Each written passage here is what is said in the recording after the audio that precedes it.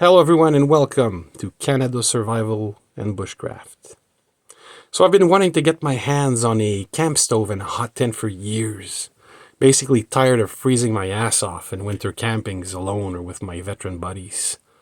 So it's time to spend some good nights beside a hot stove, even though it's minus 30 outside in the Canadian winter.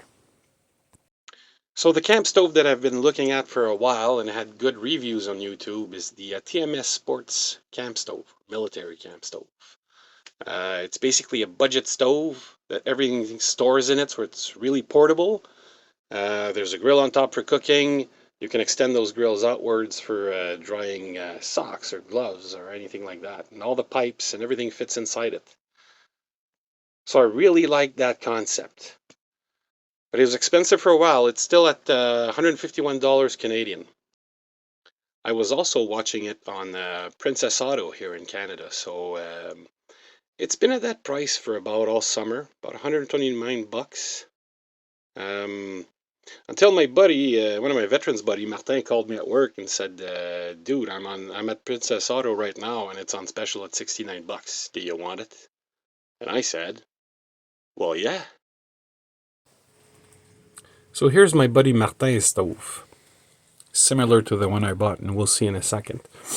You can see it's been used. He lended us to for our hunting trip, and the door came off. It came unwelded, so that's something to address. But you can see it comes with a poker. That's the other piece of pipe that I didn't put on because I'm under a roof right now.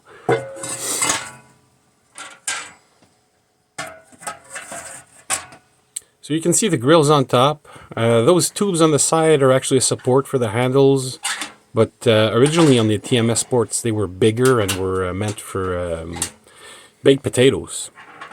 So you can see the grill flips outwards. So that's what I liked about it. So I can dry stuff. So it's always a problem with wet gloves, wet socks, and all that stuff. So there's no vent holes on the back. You can see the mounting or support on that one is with wing nuts. And this is the one I got. So the company's Red Mountain Valley. So for the unboxing itself, I'm using a quartermaster blade flip knife. I love it. So you can see this is pretty well packaged. There's a lot of foam inside. There's some bubble wrap.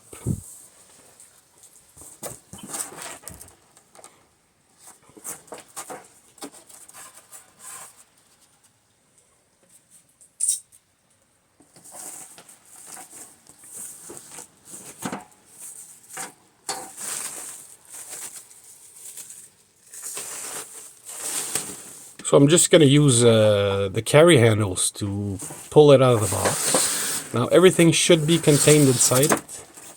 So just put this to the side. And the door was there. So it doesn't have any leg brackets on right now. So it's just going to want to roll. So I'll just try to put it at an angle that it'll stay stable for the moment.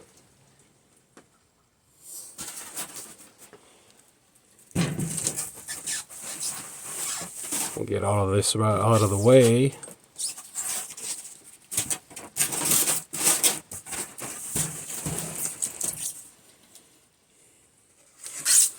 So this is the swinging door with its air vents. That latch is really loose. You can hand tight it. You don't want to have it too tight so you can't move it, just like the vents here. So just hand tight those. Better. That one's almost coming off.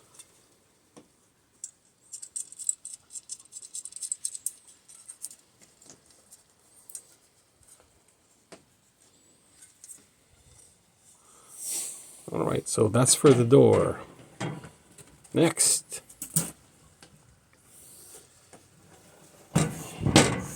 So you can see they actually individually wrapped every piece in there, which is kind of cool.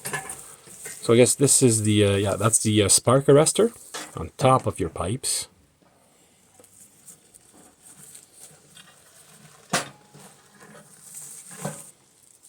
That is the chimney adapter support that you're going to screw onto the barrel. And those are the leg supports.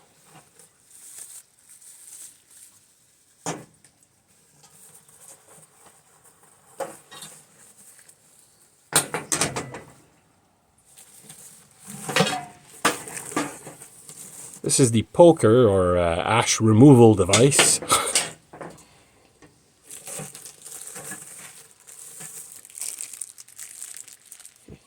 I don't know what this is yet. It looks like a bracket of some sort. And then we have the pipes. So there's going to be 1, 2. Oh, those are the legs actually. So second pipe, third, another leg, 4 legs. That's good. So we actually just have 3 pieces of pipe combined with the chimney pipe adapter and then the spark arrestor. So those are the leg mounts that will be screwed on there with the set screws provided.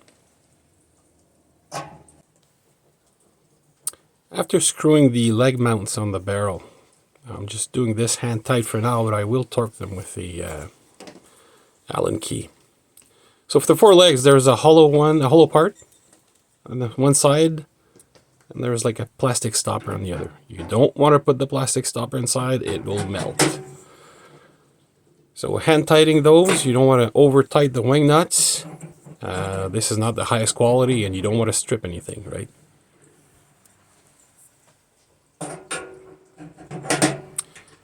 So after screwing on the 4 legs, I'm going to flip it over so I can screw the chimney adapter on.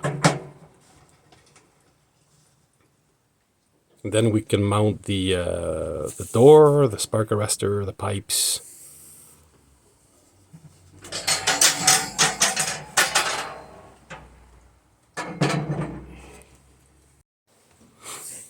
Now that it's on 4 legs, we're going to mount the chimney support or adapter, or however you want to call it.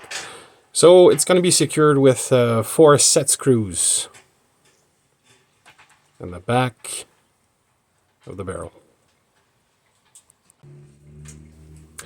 So once everything's screwed on tight, you have your chimney adapter. So I'm going to use the carrier handles just to flip that around.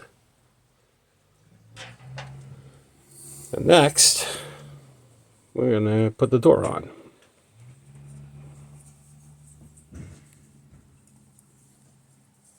So there's a hinge on the left side. It's just a 1 hinge. Sorry for my big head there.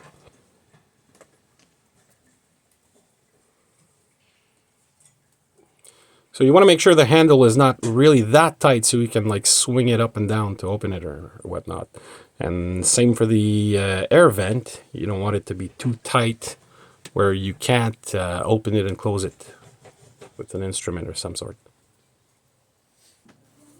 And lastly, we'll put the chimney pipes on. So they're not too tight or too loose. I have a roof over me right now, so I'm just going to put 2 sections on and try the spark arrestor. And then we'll do an initial burn.